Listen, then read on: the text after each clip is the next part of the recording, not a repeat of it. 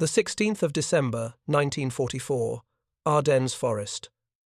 The frozen earth of the Ardennes felt like iron beneath Unteroffizier Karl Dettmer's boots as he crept through the morning fog, his breath crystallizing in the -20-degree air.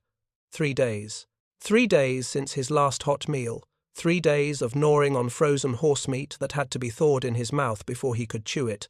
3 days of the sawdust-laden kommissbrot that sat in his stomach like cement.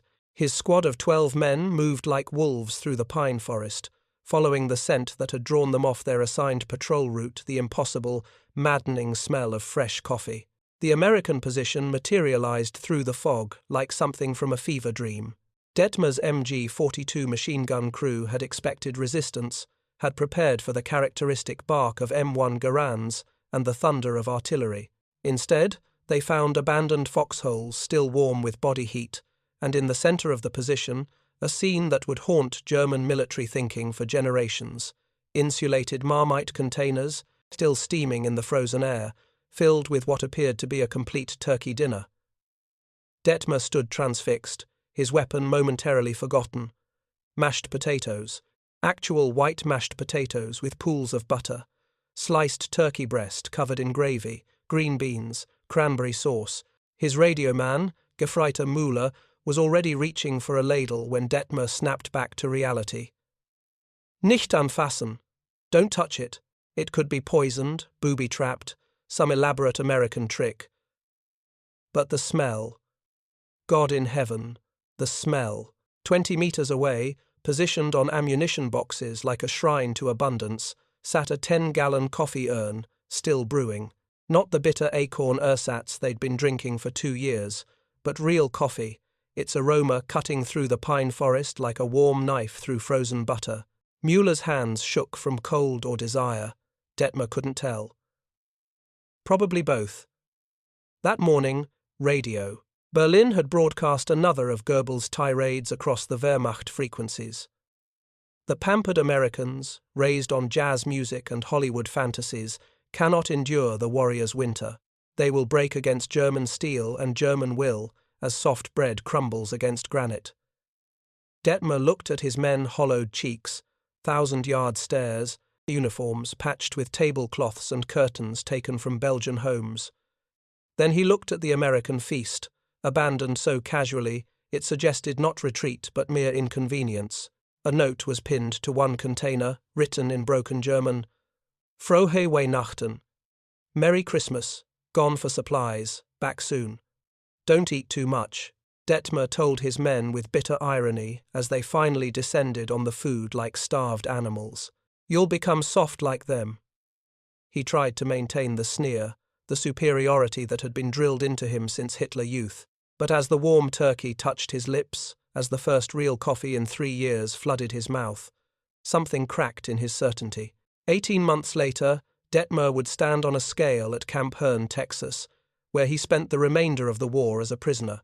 The American medical officer would note with clinical detachment, POW Dettmer, Karl, weight gain since capture, 14 kilograms, approximately 30 pounds, general health, excellent. But on that frozen December morning in 1944, Dettmer didn't know he would survive the war, didn't know he would learn to play baseball, develop a taste for Coca-Cola, or that his guard, Sergeant Tony from Brooklyn, would teach him to make something called a sandwich. All he knew was that the Americans had left behind more food in one abandoned position than his unit had seen in a week, and they'd done it with such casual indifference that they'd left a Christmas greeting. The coffee was still brewing when they heard the rumble of American tanks returning. The mythology had been built with Teutonic precision since the Wehrmacht's resurrection in 1935. Hartes Brot macht harte Männer, hard bread makes hard men wasn't just a saying. It was military doctrine, encoded in training manuals, recruitment posters, and the very soul of the German war machine. The concept was simple, appealing to a nation that had been starved by the British blockade in World War I. The German soldier would be forged in deprivation, made invincible through suffering. The standard Wehrmacht field ration of 1,941 told the story in grams and calories. Each Lanzer German grunt was allocated 700 grams of bread daily, though by 1944 this bread contained up to 30% sawdust, officially termed Holzmehl or wood flour, added as roughage for digestive health. The 120 grams of meat, when available, often came from horses that had died pulling supply wagons, their flesh frozen solid in winter, crawling with maggots in summer. The morning coffee wasn't coffee at all, but muckefuck, a bitter brew of roasted acorns, chicory, and barley that soldiers joked could strip paint from a panzer. This wasn't viewed as a limitation, but as a weapon.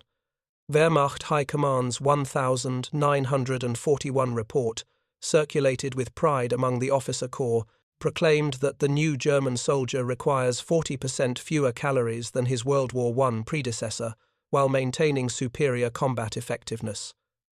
The mathematics were compelling. Fewer calories meant fewer supply trains meant faster advances meant victory. The early campaigns seemed to prove the theory with brutal efficiency. Poland had fallen in 4 weeks, its cavalry charges breaking against German steel while Wehrmacht soldiers subsisted on iron rations. France, with its wine-soaked army and elaborate field kitchens, collapsed in 6 weeks. The newsreels showed German soldiers crossing the Meuse on 2 biscuits and a tin of meat paste, while French units abandoned entire supply dumps. Norway, Denmark, Belgium, Holland all fell to an army that treated hunger as a tool of war. Hitler himself, a vegetarian since 1931, added his own mystical element to this doctrine of deprivation.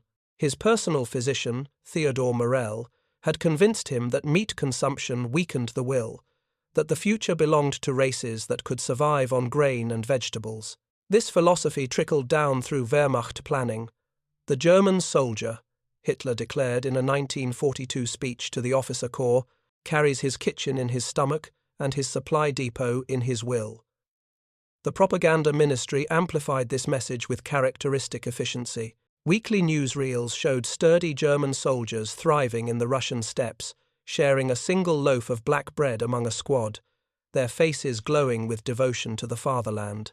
The films never showed the endemic dysentery, the teeth falling out from scurvy, or the night blindness from vitamin deficiency that medical officers desperately tried to report up the chain of command. Meanwhile, intelligence reports filtering back from America painted a picture so absurd that German officers literally laughed when briefed. The American peacetime army, barely 200,000 men in 1940, maintained ice cream parlors on their bases. Ice cream parlors, the base exchange at Fort Benning, Georgia, served milkshakes to recruits. Camp Claiborne in Louisiana had 3 movie theaters and a swimming pool. American soldiers received something called candy bars in their rations, chocolate mixed with sugar and nuts, a confection that would have caused riots in wartime Berlin, where children hadn't seen real chocolate since 1941. Generaloberst Franz Halder, chief of the General Staff, reviewed these reports in his war diary with contempt. The Americans prepare for war as they prepare for a picnic. They will learn, as the French learned, that war is not a comfortable affair. His aide-de-camp, Major Friedrich von Mellenthin, added his own assessment. An army that requires ice cream to maintain, morale will melt like ice cream when faced with German fire. The contrast seemed to validate everything the Nazi ideology preached about racial superiority and national character. The soft, jazz-corrupted Americans, products of a mongrel democracy, obsessed with comfort and pleasure, would shatter against the iron will of German warriors who had learned to transmute suffering into strength. It was a beautiful theory, intellectually satisfying, ideologically pure. The only problem was that it was about to meet American industrial reality, and American industrial reality included the capacity to produce 500 million cans of Spam. The first glimpse of what they were really facing came in the dust and heat of North Africa, November 1942. Operation Torch brought American ground forces into direct combat with the Wehrmacht for the first time, and while the tactical results at Kasserine Pass seemed to confirm German superiority, something else was happening that German intelligence officers would only understand in retrospect. Feldwebel Hans Richter, of the 10th Panzer Division, was leading a reconnaissance patrol near Tebessa on the 20th of February 1943 when they stumbled upon what they initially thought was a mirage. In the middle of the Tunisian desert, abandoned in the American retreat, sat a supply depot that defied comprehension. Richter, a veteran of the French campaign and Operation Barbarossa, had seen plenty of captured enemy supplies. But this was different. The inventory, carefully documented in Richter's after-action report, discovered in Wehrmacht archives after the war, read like a fever dream. 10,000 pounds of roasted coffee beans, still in vacuum-sealed tins. 5,000 chocolate bars, each weighing 2 ounces, individually wrapped in waxed paper. Cigarettes, entire pallets of cigarettes, 5 different brands. Canned fruit cocktail, canned peaches in syrup, canned pears, something called peanut butter that none of the Germans could identify until a captured American private explained it was like meat paste, but from nuts. White sugar, actual white refined sugar, which hadn't been seen in German civilian rations since 1940, Richter's men fell upon the supplies with desperate efficiency. Gefreiter Ludwig Hoffmann would later write to his wife. The letter was intercepted by Wehrmacht censors and never delivered. Liebchen, the Americans eat like our highest party officials. Every soldier, every common soldier has chocolate. They throw away more food than we receive. How can we defeat an enemy that can afford such waste? The contrast with their own situation was stark. The Afrika Korps, Rommel's elite desert fighters, were subsisting on captured British supplies, some dating back to 1941. The British hardtack biscuits were so old they had to be soaked in water when water was available to be edible. Italian rations, when they arrived, were often rancid. The olive oil turned solid in the heat. German logistics, stretched across the Mediterranean under constant Allied bombardment, could barely deliver ammunition, let alone fresh food. Rommel himself, the Desert Fox, the master tactician who had driven the British back to Egypt, understood the implications immediately. His diary entry for the 21st of February 1943, discovered in his widow's possession after the war, was prophetic. Examined captured American supplies today. The enemy brings their civilization to war, coffee roasters, ice machines, candy factories on ships. They fight not as warriors but as engineers, turning warfare into a problem of logistics and supply. This is not the heroic warfare we were trained for. This is industrialized comfort deployed as a weapon. But the German High Command, secure in their Berlin bunkers, refused to accept the warning. The Americans had been driven back at Kasserine, hadn't they? Their tanks were inferior, their tactics amateurish, their soldiers green and frightened. So what if they ate well? The Wehrmacht rationalization was swift and reassuring. They need comfort because they're weak. A warrior who requires chocolate to fight is no warrior at all. This comfortable delusion might have persisted longer, if not for the testimony of the first German POWs taken by Americans. Obergefreiter Wilhelm Becker, captured when his anti-tank gun position was overrun near Gafsa, was processed at a temporary POW facility run by the 1st Infantry Division. His interrogation, conducted by Lieutenant David Goldberg, a German-speaking intelligence officer from Milwaukee, took an unexpected turn when Becker was offered lunch. The transcript, preserved in U.S. Army intelligence files, captures the moment. Goldberg: "Would you like something to eat while we talk?" Becker: "Water and bread, please." Goldberg: "We have beef stew, coffee and apple pie from Noon Chow." Becker: Long pause, this is a trick. Goldberg: "No trick. Same food our men eat." Becker: "After being served, you eat this? Every day?" Goldberg: This is nothing special. Wait until Sunday roast chicken." Becker would later become one of the most cooperative POWs in North Africa, providing detailed intelligence on German positions. When asked after the war why he cooperated so readily, his answer was simple. Any nation that could ship apple pie to Africa while fighting a war on 2 fronts was going to win. I wanted to be on the winning side. The German soldiers who remained in the line had no such luxury of switching sides. But doubt, like hunger, began to gnaw at their certainty. Letters home, carefully worded to pass censorship, hinted at the reality. The Americans are not what we expected. Their supply situation is adequate. We fight with determination against well-equipped opponents. Between the lines, German families read the truth their soldiers couldn't write. We are hungry, and they are not. We are weak, and they are strong. We were lied to. By the time the Afrika Korps surrendered in May 1943, a 250,000 German and Italian soldiers marching into captivity. The mythology of the warrior ascetic, defeating the soft democratic soldier, was already crumbling, but it would take the invasion of Italy, the liberation of France, and the final catastrophe in the Ardennes for the full implications to become clear. The Americans didn't just have more food, they had a fundamentally different conception of what war meant and what victory required. They had turned comfort into a weapon, abundance into strategy, and the simple act of eating into a declaration of superiority that no amount of German will could overcome.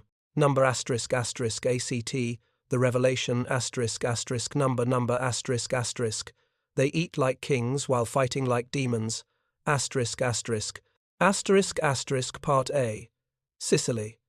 The abundance shock The invasion of Sicily in July 1943 marked a turning point not in tactics or strategy, but in German understanding of what they were truly fighting. It began with Gefreiter Wilhelm Hoffmann of the 15th Panzergrenadier Division, whose surrender on the 13th of July 1943, near Gela, would become legendary among intelligence officers for what it revealed about the collapse of German morale. Hoffmann hadn't surrendered because of wounds, overwhelming firepower, or tactical disadvantage. He had surrendered because of bacon.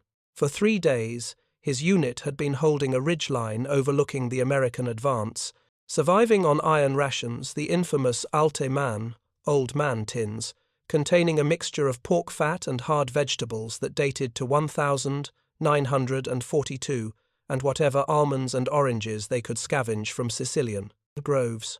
Water came from a sulphurous well that left everyone with dysentery. On the morning of July 13, the wind shifted, and Hoffmann smelled something impossible: bacon frying. Not ersatz bacon, not the thin strips of cured horsemeat they occasionally received. Real bacon, its smoky sweetness carrying across 500 meters of contested ground. Hoffmann looked at his squad's 6 men, all that remained of 12, their faces, gaunt, uniforms hanging loose on diminished frames. He looked at his Mauser, then at the white undershirt he'd been saving to use as a bandage. Without a word, he tied it to his rifle barrel and walked toward the smell. The American field kitchen of the 3rd Infantry Division's 2nd Battalion was positioned just 2 miles behind the front lines, an impossibility by German doctrine, which mandated field kitchens remain 10 to 15 miles back to avoid artillery. But the Americans had armor-plated their kitchen trucks, assigned dedicated security details, and most remarkably, accepted the losses as worthwhile for the morale boost of hot food. Master Sergeant Anthony Romano, the mess sergeant who accepted Hoffmann's surrender, would later testify at a morale warfare conference. This skinny German kid walks up, hands raised, and the first thing he says in English is, "Bacon?" Not, "Don't shoot," or "I surrender." Just, "Bacon?" So I gave him a plate.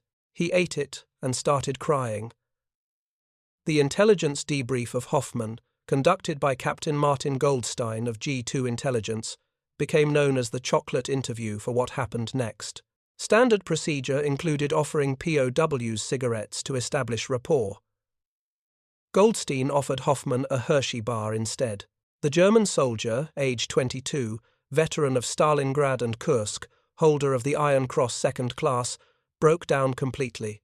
The transcript reads, Hoffmann, chocolade, real chocolate, Goldstein, standard issue, every soldier gets them. Hoffmann, every soldier? Goldstein, 7 per week in the PX ration. Hoffmann, subject becomes emotional, unable to speak for several minutes. Hoffmann, my sister, she is 8.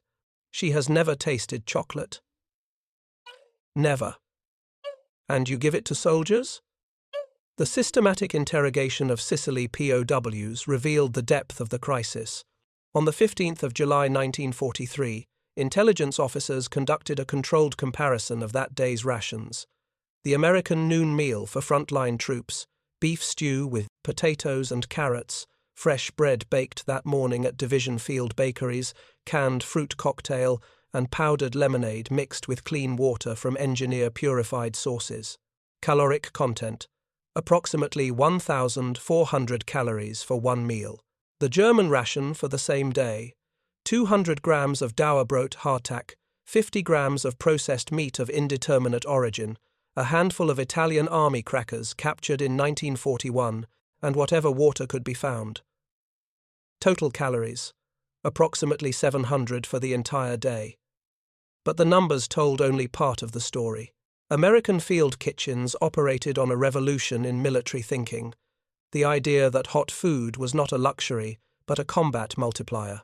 The mobile kitchen trailer, the M1937 model, could serve 250 men in 90 minutes, operating under blackout conditions, under intermittent artillery fire, in temperatures exceeding 100 degrees Fahrenheit.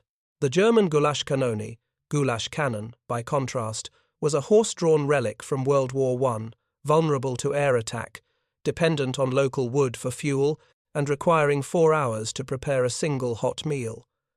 By the time food reached the front lines, if it reached them at all, it was often cold, contaminated, or consumed by rear echelon troops who intercepted it. Oberleutnant Franz Kellner, captured near Catania, provided the most damning assessment in his interrogation. "You Americans treat your soldiers like hotel guests. We treat ours like prisoners, and you wonder why they fight harder than ours." *** Part B. Italy. The supply line education. If Sicily was the revelation, Italy was the education. At Anzio, from January to May 1944, German observers watched in horrified fascination as American logistics turned war into something unrecognizable. LSTs, landing ship, tank, beached themselves under artillery fire, not just to unload ammunition and weapons, but refrigerated containers of fresh beef, industrial ice cream makers, and entire prefabricated bakeries. Hauptmann Erich Dietrich, observing from the German lines through binoculars, recorded in his diary, "The Americans unload food like we unload artillery shells, as if it were essential to victory, which, I am beginning to understand, it is." The mathematics were staggering. German quartermasters, capturing American supply documents during a local counterattack, discovered that a single American infantry division required 35 tons of food per day. The same document showed that the division actually received 42 tons, 20% oversupply, to ensure no soldier went hungry. A German division, by comparison, was allocated 11 tons and typically received 7. At Monte Cassino, during the brutal mountain warfare of early 1944, the absurdity reached new heights. Unteroffizier Paul Steinberg, holding positions in the rubble of the monastery, watched American artillery units 1,000 meters below eating hot pancakes between fire missions. They had syrup, he would later tell interrogators. Maple syrup. In combat, we were eating moldy bread and snow, and they had maple syrup. The psychological impact was devastating.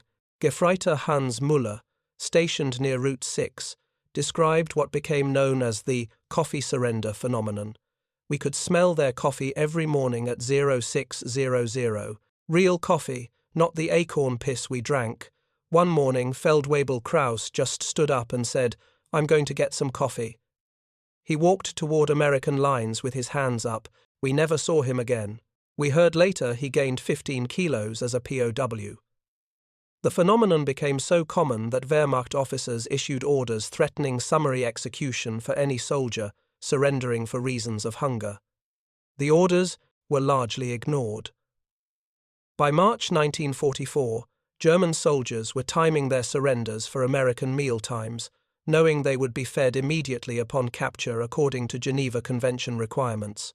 Luftwaffe pilot Oberleutnant Joachim Müncheberg, shot down over the Gothic Line in September 1944, provided perhaps the most devastating assessment. Led through an American supply dump while being evacuated, he saw something that destroyed his last hopes. Garbage bins. Full garbage bins. The Americans were throwing away more food than we were receiving, he told fellow POWs.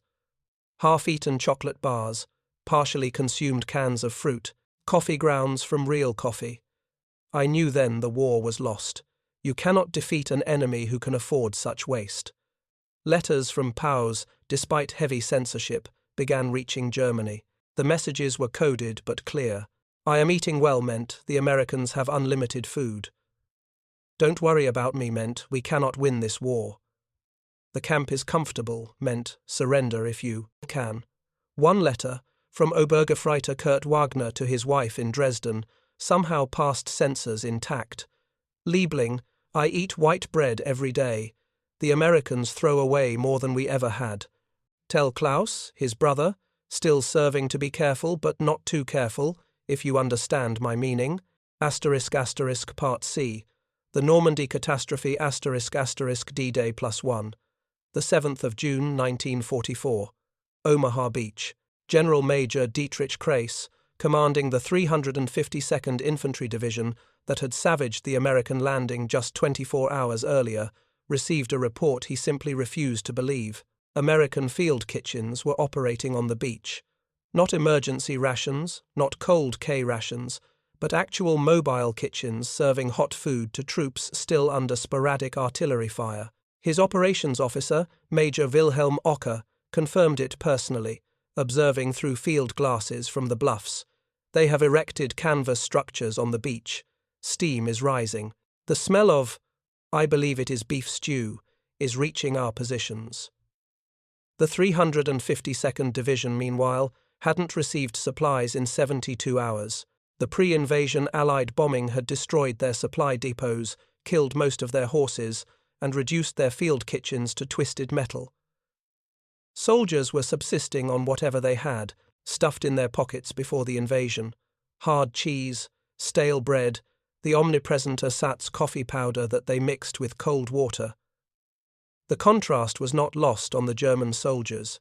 Gefreiter Heinrich Severloh, the Beast of Omaha who had allegedly killed hundreds of Americans with his MG-42 on D-Day, would later write, I killed them in the morning, and by evening they were serving hot meals where their bodies had fallen. We couldn't even get water to our wounded. The American logistics miracle in Normandy defied German military understanding.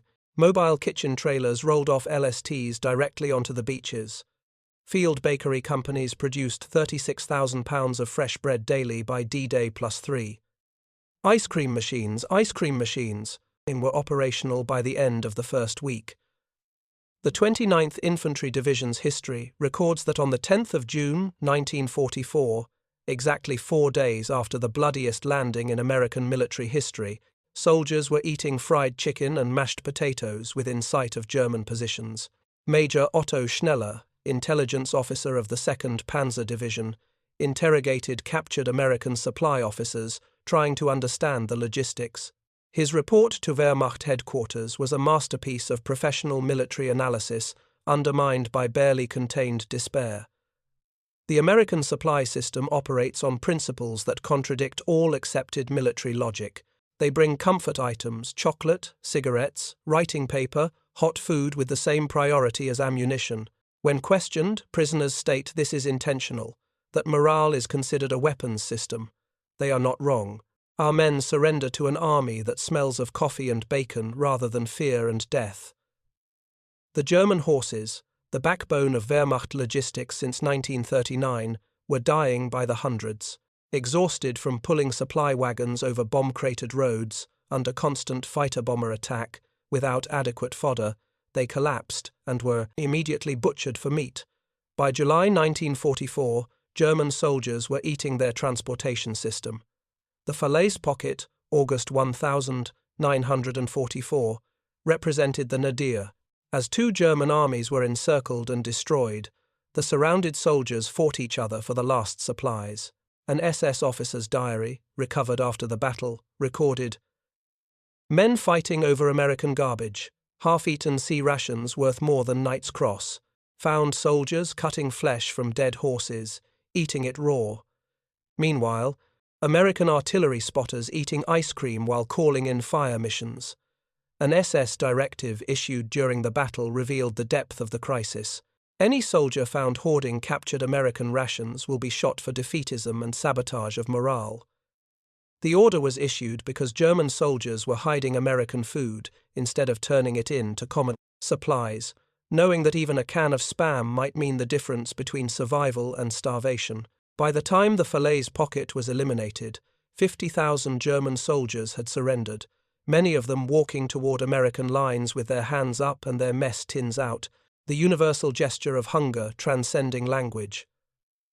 They were met by American field kitchens, already setting up to feed them, having anticipated the mass surrender and prepared accordingly. One American mess sergeant, Staff Sergeant Joseph Peterson of the 90th Infantry Division, described the scene. They came in like starving dogs, some of them crying when they saw the food. We served them the same meal we were eating: beef stew, bread, coffee. One German officer spoke English. He said, "Sergeant, you feed your prisoners better than we feed our soldiers." I said, "Sir, we feed everybody better than you feed your soldiers." He nodded and said, "That is why you will win." The revelation was complete. The soft Americans hadn't just failed to break, they had turned comfort into a weapon more devastating than any artillery barrage. They didn't endure war, they catered it. An army marches on its stomach, and ours has a full one. The mathematics of American military feeding represented the largest logistical operation in human history, a symphony of supply that began in Iowa cornfields and ended in German prisoners gaining weight in Texas camps. Each Liberty ship, 2,751 of them, built during the war, carried 10,000 tons of cargo, of which 3,000 tons was typically food. The USS John W. Brown, making the Murmansk run in February 1944, carried in its refrigerated holds 500,000 pounds of frozen beef, 200,000 pounds of butter, 100,000 dozen eggs, and enough coffee to brew 2 million cups. One ship, one voyage. The Red Ball Express, operating from August to November 1944, represented American logistics unleashed. 6,000 trucks, driven in continuous convoys by predominantly African-American drivers, created a 400-mile supply artery from the Normandy beaches to the advancing front lines. Each truck carried 5 tons. The convoy never stopped. Drivers slept while partners drove, trucks were refueled while moving from tanker trucks, and maintenance was performed at rolling depots. In 82 days, they delivered 412,000 tons of supplies, of which 135,000 tons was food. Private First Class James Rookard, driving deuce-and-a-half trucks for the Red Ball Express, later recalled, "We knew we were winning the war with every mile. Germans would watch us pass hundreds of trucks stretching to the horizon, loaded with everything from ammunition to apple pie filling." One German prisoner asked me, "How many trucks does America have?" I said, "All of them." The daily requirement for one American infantry division, 15,000 men, was 35 tons of food, not emergency rations, not survival calories, but full meals, breakfast with eggs, bacon, toast, and coffee, lunch with meat, vegetables, bread, and fruit, dinner with hot entrees, desserts, and beverages. The First Army in France, comprising 20 divisions, required 700 tons of food daily, more than the entire German Army Group B received weekly. Field bakery companies represented industrial production at the battlefront. A single company operated 16 mobile ovens, each producing 400 pounds of bread per hour. Running 2 shifts, one bakery company produced 36,000 pounds of fresh bread, daily, enough to provide every soldier in a division with a pound of fresh bread. The ovens, manufactured by the Pfaudler Company of Rochester, New York, could operate in temperatures from -40 to 120 degrees Fahrenheit, in rain, snow, or sandstorm. Technical Sergeant Mario Benotti, operating with the 109th Quartermaster Bakery Company, described the operation. "We'd set up 5 miles behind the lines, start baking at 0200, and have fresh bread at the front by breakfast. The Germans could smell it. We know because prisoners told us they could smell fresh bread every morning, and it drove them crazy. Some surrendered just to get a slice. Refrigeration units, mounted on specialized trucks, maintained the cold chain from ship to foxhole. The C-47 transport planes flying into Bastogne during the Battle of the Bulge didn't just carry ammunition, they carried frozen turkeys for Christmas dinner. Coffee roasting units, mobile installations that could roast 500 pounds of green beans per hour, operated close enough to the front that German artillery occasionally targeted them, recognizing their importance to American morale. The German logistics system, by contrast, operated on principles unchanged since Napoleon. Horse-drawn wagons, dependent on captured railways constantly severed by bombing, tried to supply units scattered across a 1,000-mile front. By late 1944, the Wehrmacht was allocating 1 horse per 4 soldiers, not for cavalry, but for logistics. These horses required 20 pounds of fodder daily, fodder that didn't exist in the bomb-cratered moonscape of western France. Oberst Heinrich von Luttwitz, quartermaster for the 2nd Panzer Division, captured in December 1944, provided American interrogators with German logistics reality. You Americans complain if soldiers don't get ice cream. We executed soldiers for stealing potatoes from civilians. You ship beef across an ocean. We were eating our horses. You cannot understand what you've done. You've made war a contest of factories and farms, not soldiers. The statistics cascade like an avalanche of abundance. 4,000 calories per American combat soldier, daily German. 1,800 by late 1944, 1 billion cans of meat shipped to Europe. Spam alone, 150 million pounds, 2 billion pounds of dairy products, powdered milk, cheese, butter. 500 million pounds of coffee, Vers. German ersatz coffee from acorns. 5 billion chocolate bars. German children hadn't seen chocolate since 1941-2. 0 million pounds of sugar, Germans using saccharin and beet syrup, each. Number represented not just food but industrial might converted into military power. The United States produced more food in 1944 than the entire Axis powers combined had produced in their best pre-war year. In Austin, Minnesota, the Hormel plant operated on a scale that defied comprehension. The production line, running 24 hours a day, 7 days a week, produced 15 cans of Spam per second. The canning machine, nicknamed Old Faithful by workers, never stopped except for maintenance every Sunday at 0300. In 4 years, Hormel alone produced 150 million pounds of Spam, enough to provide every Allied soldier with 50 cans. Margaret Thompson, who worked Line 3 at Hormel from 1942 to 1945, remembered, "We knew boys were eating what we canned. Every can that went through, I'd think, this might feed someone's son, keep him strong enough to come home."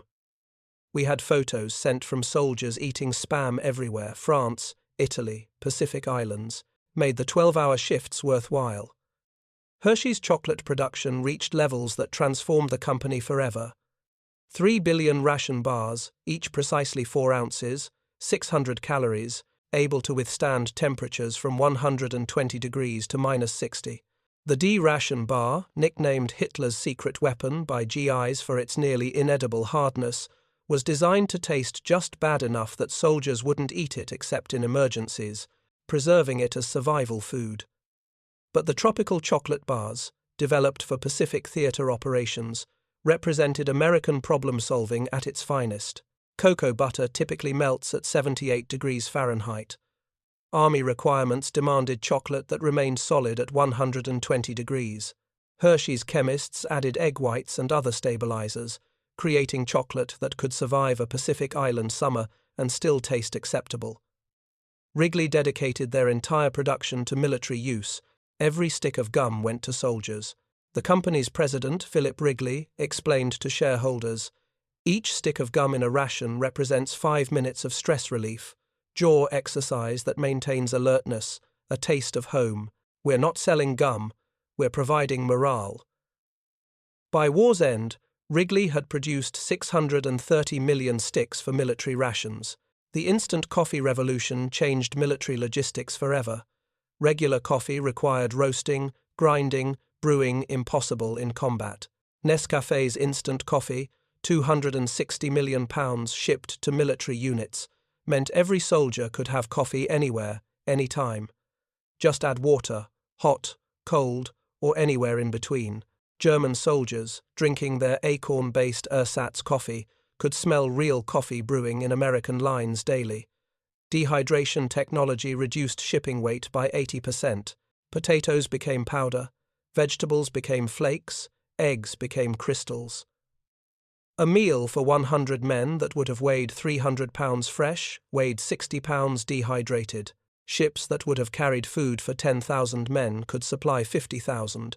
Coca-Cola's promise a 5-cent Coke anywhere Americans fought seemed impossible. Yet, by 1944, 64 complete bottling plants had been shipped overseas. Technical observers, known as Coca-Cola colonels, followed the advancing armies, setting up bottling operations sometimes within days of territory being secured.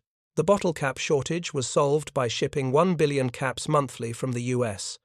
Meanwhile, German food production collapsed under Allied bombing and resource starvation. By late 1944, everything was ersatz replacement, substitute, fake. Coffee from roasted acorns and chicory, butter from coal derivatives, jam from turnips colored with beet juice, bread extended with sawdust, officially called cellulose fiber in ration documents. The standard German military bread was 30% sawdust by March 1945. A German joke circulating in 1944 captured the despair. Everything is ersatz except defeat that will be genuine. Another. What's the difference between India and Germany? In India, one man starves for everybody. In Germany, everybody starves for one man. Hans Kerl, head of German food production planning, wrote in his secret diary, discovered after the war, "The Americans have made warfare a branch of their industry. We speak of warrior spirit while they speak of supply chains. We invoke Wotan while they invoke logistics. We are fighting the last war with the last war's methods. They are fighting this war with the next war's abundance." Behind every statistical ton of food, every billion cans shipped, were individuals who understood that food was more than calories. It was home, comfort, humanity itself maintained in the midst of mechanized slaughter.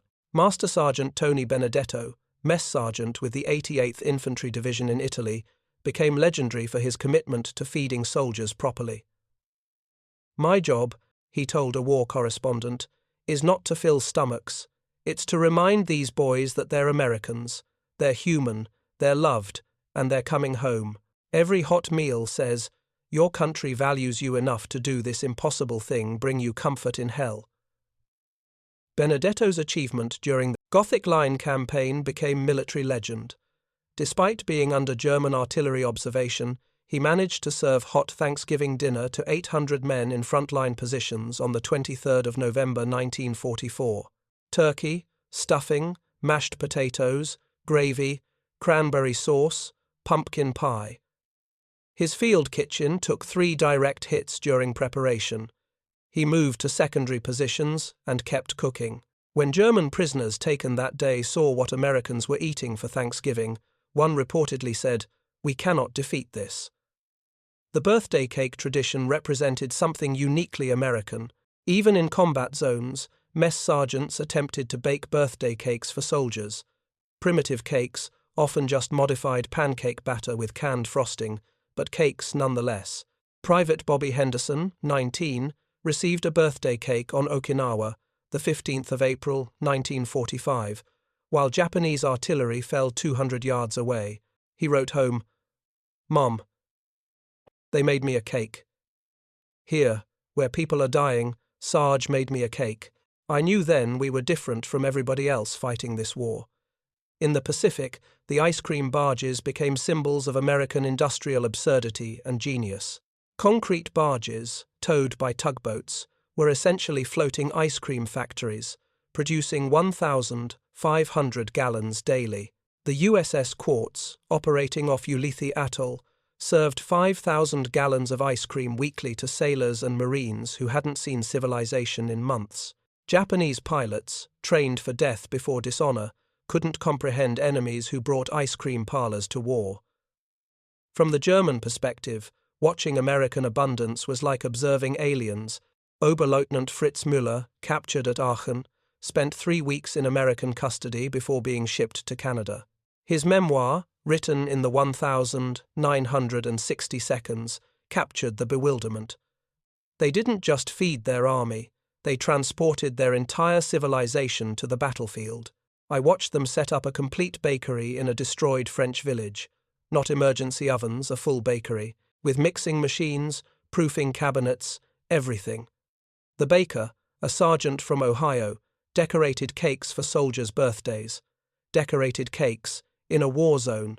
We were eating leather from our boots, and they were discussing whether chocolate or vanilla frosting was better. They fought not to survive, but to live, and they insisted on living fully even while killing and dying. This was not war as we understood it. This was a nation showing us that they could maintain their peacetime standard of living while destroying our ability to maintain life itself. They fought for their way of life and brought it with them, packed in millions of cans, frozen in refrigerated ships, baked fresh every morning in mobile ovens. We fought for an idea, they fought for ice cream. They won. The infrastructure of victory wasn't just about food, it was about proving that American abundance could be projected anywhere, that comfort wasn't weakness but strength, that the ability to provide turkey dinners in foxholes represented an industrial and organizational superiority that no amount of warrior spirit could overcome. Hunger defeats armies faster than bullets. The Ardennes offensive, Hitler's last gamble, was conceived as much from hunger as from strategy. The operational orders, discovered after the war in Wehrmacht archives, revealed the truth hidden in military language. Versorgungsziele supply objectives appeared in every paragraph. Not strategic bridges, not city centers, but American supply dumps. General Feldmarschall Walter Model's directive to his commanders was explicit. Capture of enemy supply depots is priority equal to tactical objectives. The offensive will be sustained by captured resources. SS Obersturmbannführer Joachim Peiper, commanding Kampfgruppe Peiper, the spearhead of the 6th Panzer Army, received even more specific orders from his commander, SS Oberführer Wilhelm Mohnke.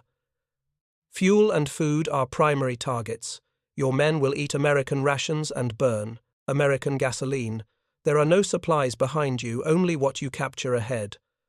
On the 17th of December 1944, Peiper's column, advancing through the forest near Stavelot, stumbled upon a scene that would haunt German military memory, an abandoned American supply depot left behind in the hasty retreat of the 106th Infantry Division. But this wasn't just ammunition and fuel, it was Christmas. Thousands of packages from home, addressed to American soldiers, stacked like a department store display. Fruitcakes from Iowa, cookies from New York, chocolate from Pennsylvania, canned hams from Virginia, care packages that had traveled 3,000 miles across submarine-infested waters, each one a message of love from home. Peiper's men, who hadn't seen their own families in months, who had been subsisting on frozen bread and horsemeat, fell upon the packages like wolves.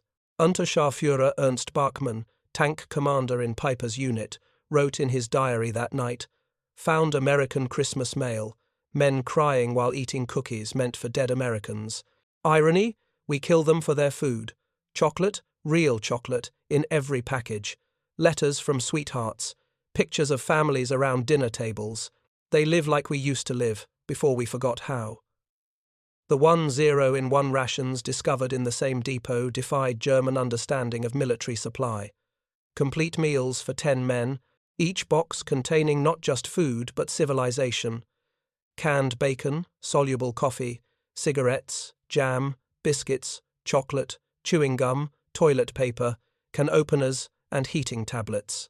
One box could feed a squad better than a German company's daily ration allocation. The temperature plummeted to -20 degrees Fahrenheit.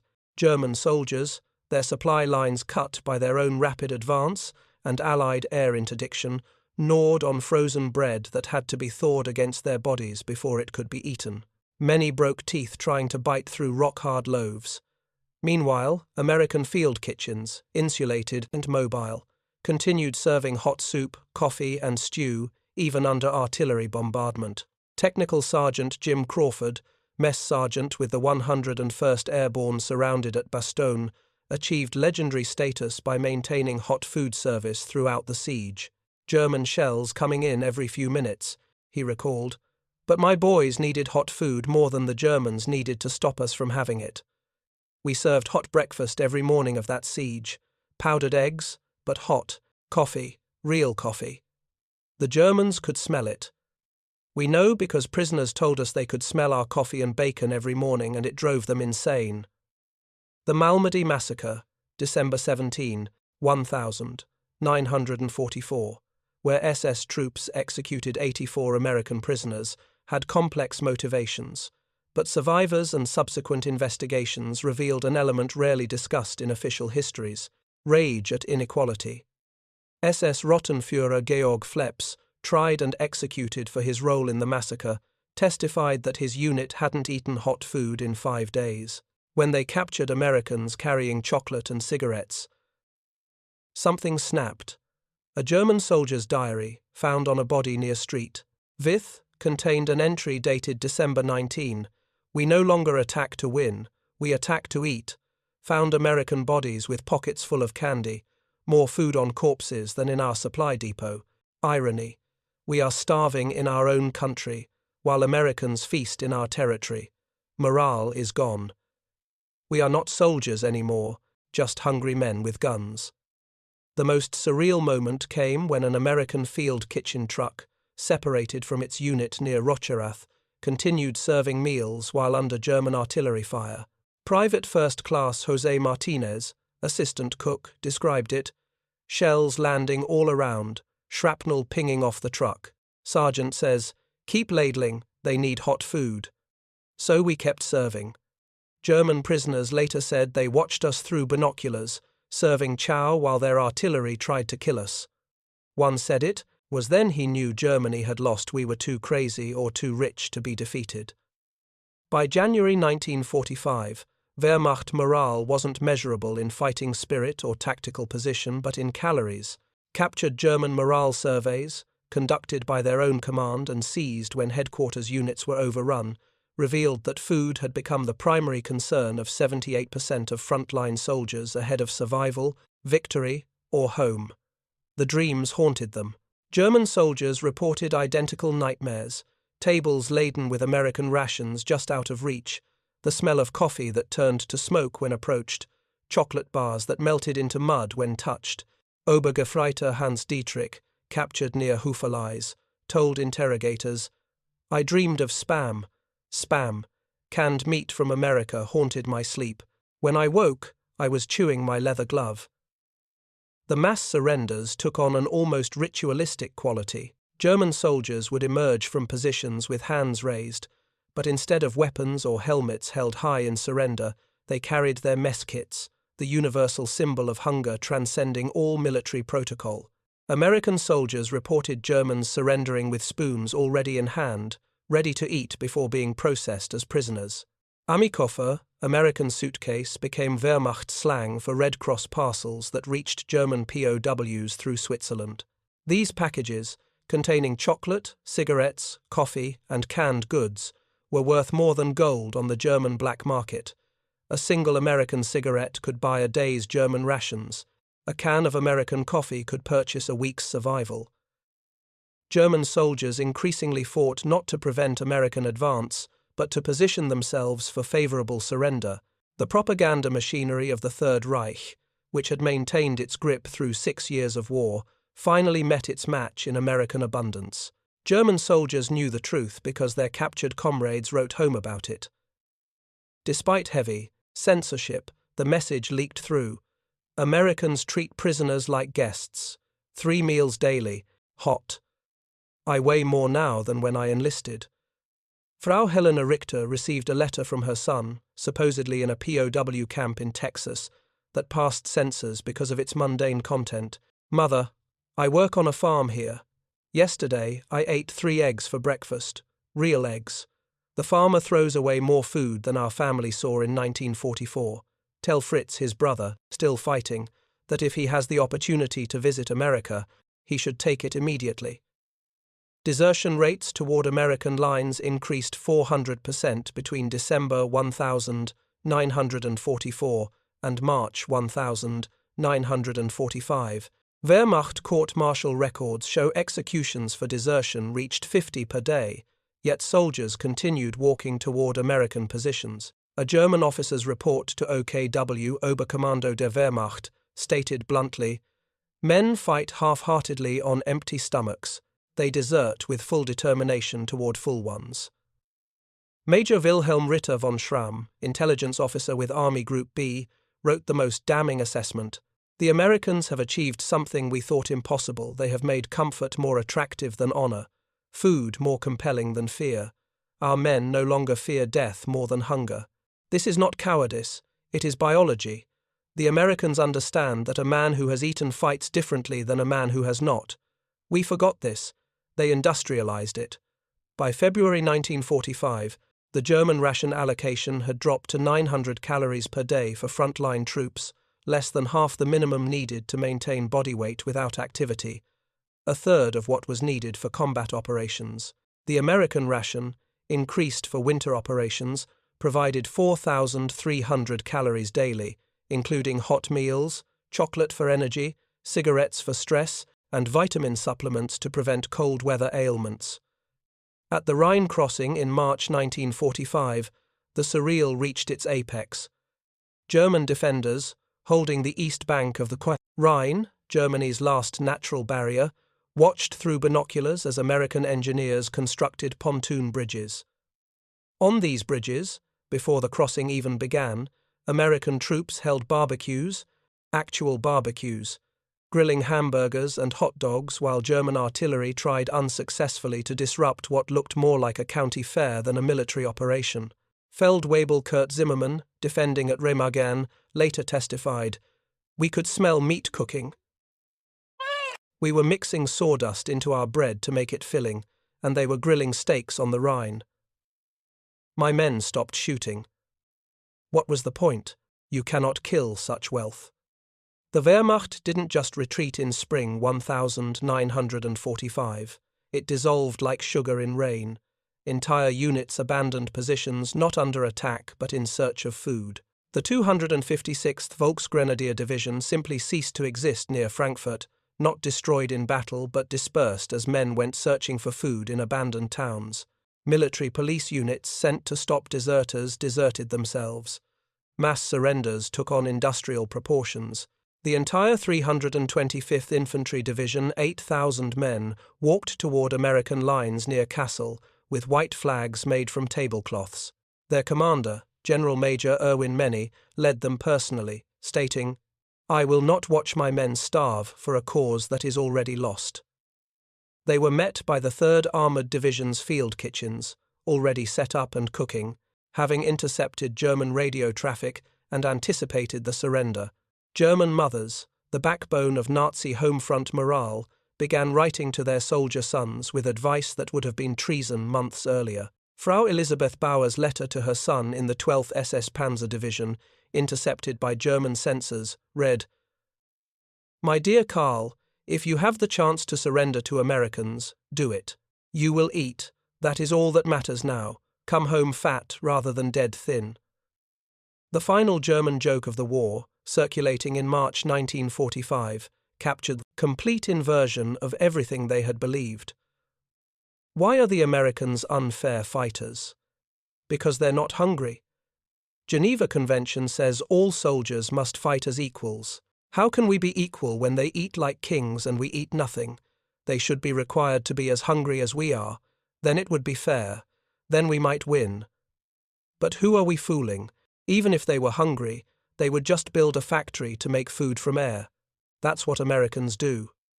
We fed our way to victory by May 1945.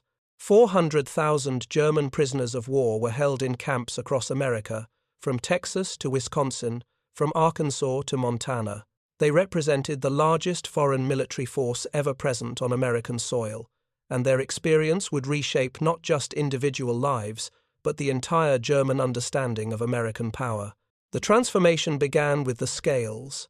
Every German POW was weighed upon arrival and departure. The statistics, compiled by the U.S. Provost Marshal General's Office, told a story no propaganda could refute. Average weight gain of 25 pounds per prisoner during captivity. Obergefreiter Wilhelm Schmidt arrived at Camp Hearn, Texas, in January 1945, weighing 119 pounds skeletal from the Ardennes fighting. By August 1945, he weighed 151 pounds. The camps operated on a principle that seemed insane to German military thinking. POWs received exactly the same rations as American soldiers. Not similar rations, identical. 4,300 calories daily, fresh meat twice a day, vegetables, fruit, coffee, cigarettes. The Geneva Convention required adequate feeding of prisoners. Americans interpreted adequate as what we feed our own. Camp Concordia in Kansas became a window into American agricultural abundance. German POWs worked local farms, experiencing firsthand the source of American power. Unteroffizier Franz Müller, assigned to a wheat farm, wrote in his journal, now in the Eisenhower Library, "One farm, one single farm, produced more wheat than my entire village in Bavaria. The farmer complained about low prices. Low prices. He had more food than all of Germany, and he complained about prices. I understood then America doesn't just have food. America is food." The letters home, despite heavy censorship, transformed German homefront understanding. Gefreiter Paul Hoffmann wrote to his wife in bombed-out Hamburg, "Liebling, I eat white bread every morning, real coffee with cream, eggs. Americans throw away more food than we ever had. Yesterday, I saw them dump a barrel of apples because they had small spots. A barrel! Tell the children their father is safe and fat." These letters created a bizarre inversion, German families starving in Germany while their captured soldiers gained weight in America.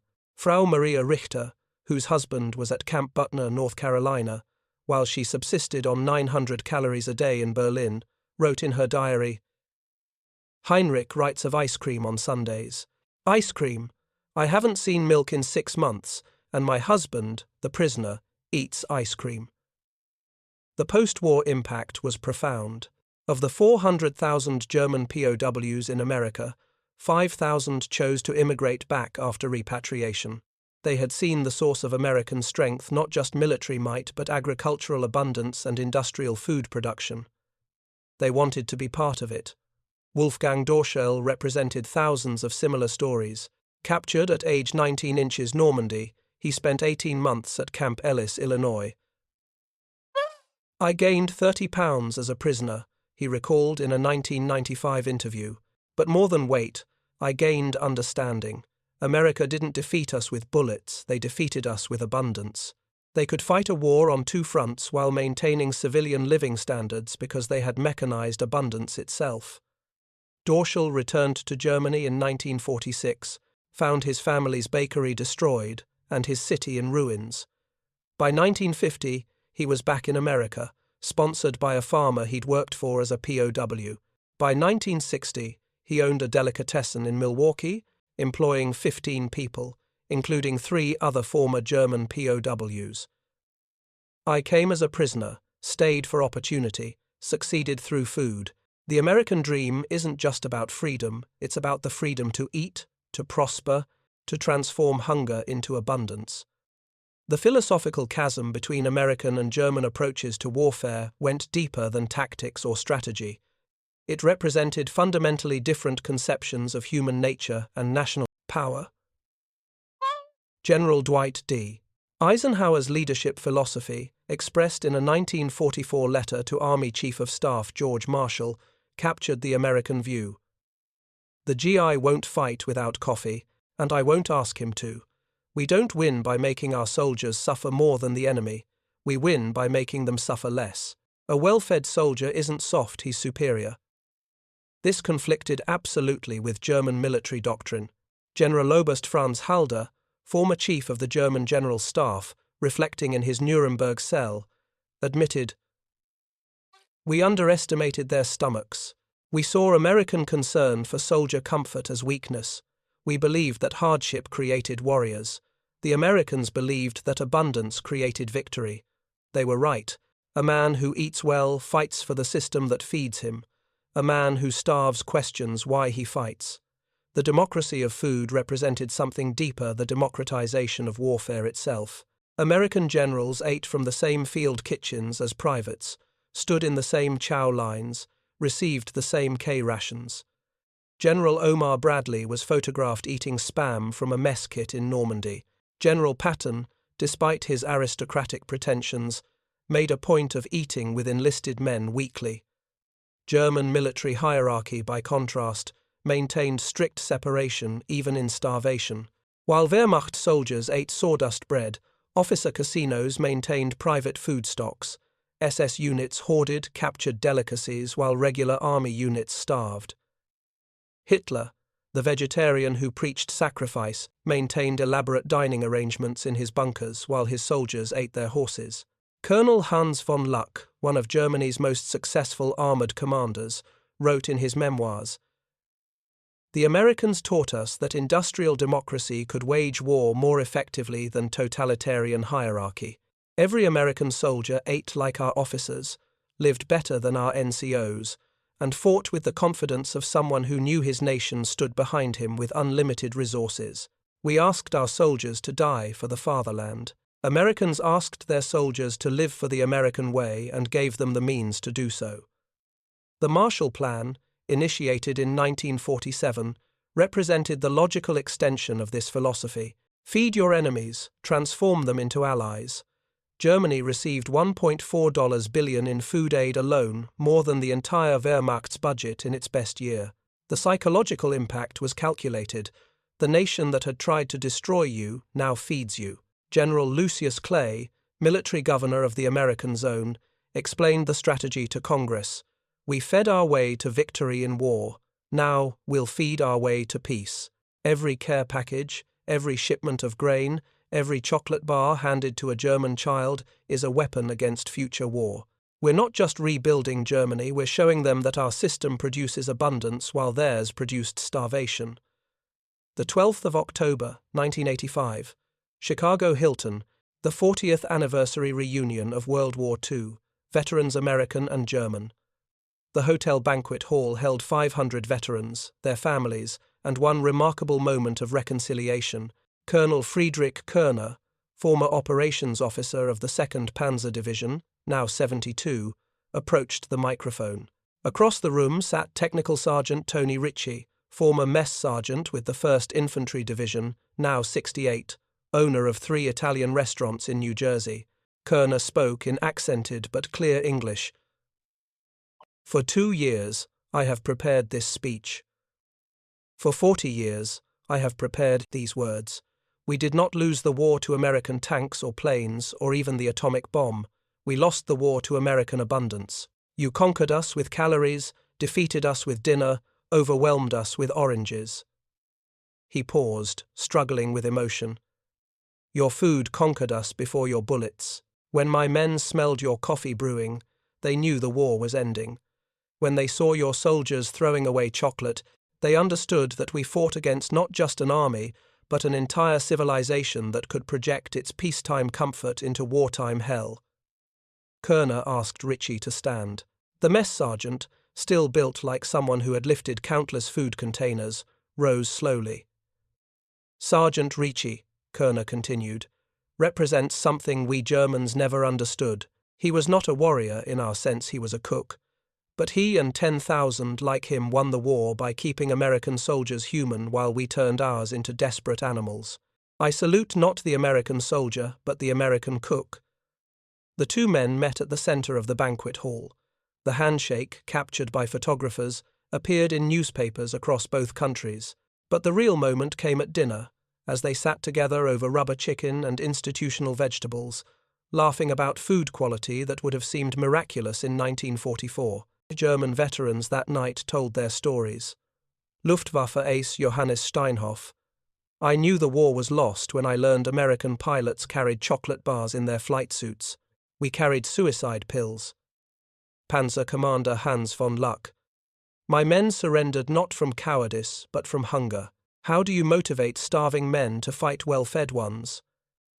Infantry Officer Siegfried Nappe: "The Americans dropped bombs and food with equal efficiency. They destroyed and fed simultaneously. This was power we couldn't comprehend." The evening's most poignant moment came from Wolfgang Dorschel, the former POW, who now owned Milwaukee's most successful German delicatessen.